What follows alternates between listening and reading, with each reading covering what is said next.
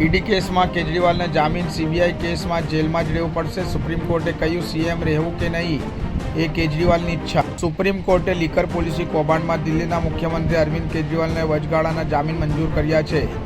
જામીન આપતા જસ્ટિસ સંજીવ ખન્નાએ કહ્યું કે કેજરીવાલે 90 દિવસની જેલ સજા ભોગવી છે।